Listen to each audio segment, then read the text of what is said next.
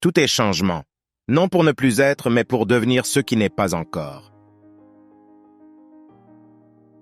C'est un homme sage, celui qui ne regrette pas ce qu'il n'a pas, mais se réjouit de ce qu'il possède.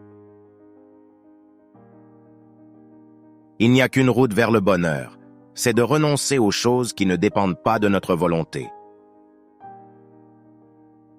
Il ne faut pas lier un navire à une seule ancre, ni une vie à un seul espoir. Il ne dépend pas de toi d'être riche, mais il dépend de toi d'être heureux.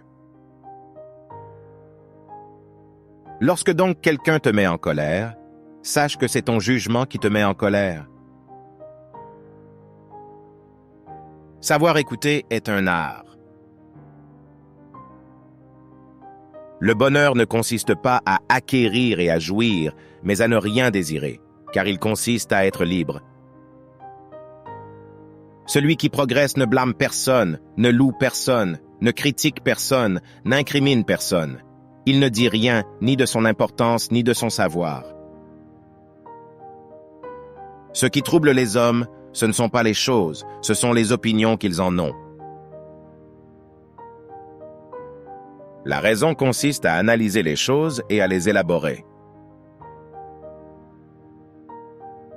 Si tu es désireux de te livrer à la philosophie, prépare-toi tout de suite à être tourné en risée. N'attends pas que les événements arrivent comme tu le souhaites. Décide de vouloir ce qui arrive et tu seras heureux.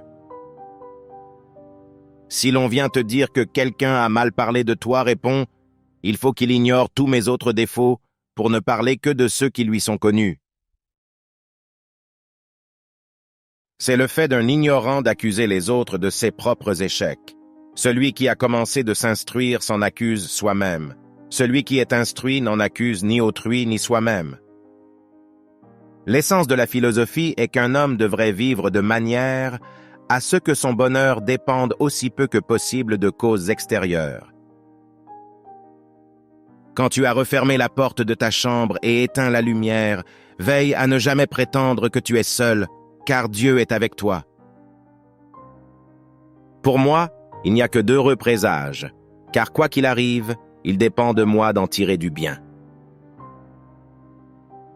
Le principe de tous les maux pour l'homme, de la bassesse, de la lâcheté, ce n'est pas la mort, mais plutôt la crainte de la mort.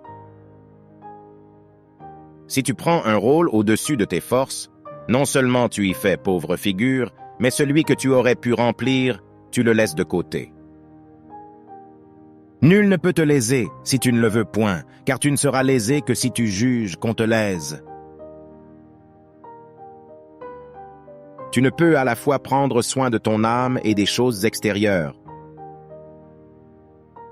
En général, tout savoir acquis par des gens moralement frustres et faibles offre le danger de les gonfler d'orgueil. Si ton voisin se salit, tu ne peux pas te frotter à lui sans nécessairement te salir, quelque propre que tu sois toi-même.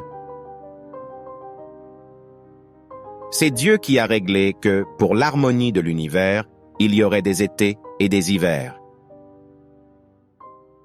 Applique-toi donc à ce que tu peux. Souviens-toi que tu es comme un acteur dans le rôle que l'auteur t'a confié, court s'il est court, long s'il est long. Il dépend de toi de bien jouer ton rôle, mais non de le choisir. Ce ne sont pas les événements qui perturbent l'homme, mais sa façon de les interpréter. Ce que l'on doit faire, on le sait bien mieux que les philosophes. Notre salut et notre perte sont en nous-mêmes.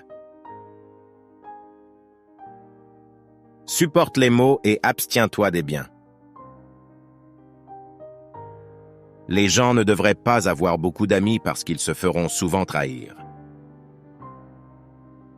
C'est le fait d'un homme non formé que d'accuser les autres des malheurs dont il est lui-même l'auteur.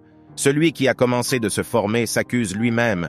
Celui qui a achevé de se former n'accuse ni un autre ni lui-même. Nous ne pouvons choisir les circonstances extérieures, mais nous pouvons toujours choisir la façon dont nous répondons à celles-ci.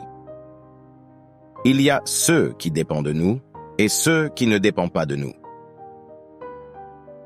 Un combat entre une jolie fille et une jeune philosophe débutant est un combat inégal. Cruche et pierre, comme on dit, ne vont pas ensemble. Qu'est-ce qui est à toi? L'usage des idées. Où est le bien? Dans la volonté. Où est le mal? Dans la volonté. Et ce qui n'est ni bien ni mal? Dans ce qui ne dépend pas de la volonté. Les occasions sont indifférentes, l'usage qu'on en fait ne l'est pas. Épictète, le célèbre philosophe stoïcien de la Grèce antique, nous a laissé une sagesse intemporelle qui peut transformer notre façon de vivre. Ses enseignements nous invitent à réfléchir et à adopter une attitude résiliente et sage face aux défis de la vie. Laissez-moi partager avec vous quelques-unes des leçons les plus importantes que nous pouvons tirer de ces paroles. L'une des leçons les plus puissantes d'Épictète est de reconnaître que tout dans la vie change constamment. Au lieu de résister à ce changement, nous devons apprendre à l'embrasser et le voir comme une opportunité de croissance et de développement. Épictète nous exhorte à trouver de la joie dans ce que nous avons plutôt qu'à nous lamenter de ce qui nous manque. Il nous rappelle qu'un homme sage ne se concentre pas sur ce qu'il n'a pas, mais se réjouit de ce qu'il a. La gratitude pour nos bénédictions nous apporte un véritable sentiment d'accomplissement et de contentement. La clé du bonheur, selon Épictète, est de renoncer aux choses qui sont hors de notre contrôle.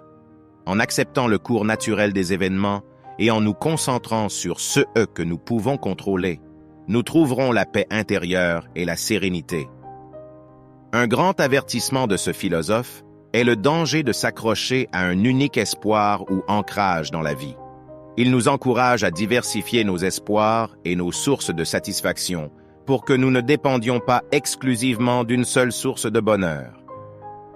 L'un des enseignements les plus puissants est la distinction entre la richesse et le bonheur. Il nous exhorte à comprendre que la véritable richesse ne se trouve pas dans nos possessions matérielles, mais dans notre capacité à trouver le bonheur et l'épanouissement intérieur. Y a-t-il quelque chose de mieux que le bonheur? Épictète nous met au défi de questionner nos jugements et nos émotions. Il nous enseigne que lorsque quelqu'un nous met en colère, ce n'est pas l'autre personne qui nous fait ressentir cela, mais nos propres jugements et perspectives. En apprenant à contrôler nos jugements, nous pouvons trouver une plus grande tranquillité d'esprit et un équilibre émotionnel. Et c'est exactement ce dont nous avons besoin. Le bonheur ne consiste pas à acquérir et à jouir, mais à ne rien désirer, car il consiste à être libre. Nous nous libérons des désirs inutiles et trouvons le vrai bonheur dans la liberté de ne pas désirer constamment plus. Une autre leçon puissante d'Épictète est la valeur de l'humilité et du progrès personnel. En cultivant l'humilité et en se concentrant sur notre propre croissance, nous pouvons avancer sans rabaisser les autres. Reconnaissez que ce ne sont pas les choses elles-mêmes qui nous dérangent, mais nos opinions et jugements à leur égard. En changeant notre perspective et en choisissant nos opinions avec sagesse, nous pouvons trouver la paix et la sérénité même au milieu des circonstances les plus difficiles. Ce ne sont là que quelques-unes des leçons importantes que nous pouvons tirer d'Épictète. Sa philosophie nous met au défi de vivre avec sagesse, gratitude et acceptation. En appliquant ces enseignements à notre vie, nous pouvons trouver une plus grande paix intérieure et cultiver un état d'esprit résilient face aux hauts et aux bas de la vie.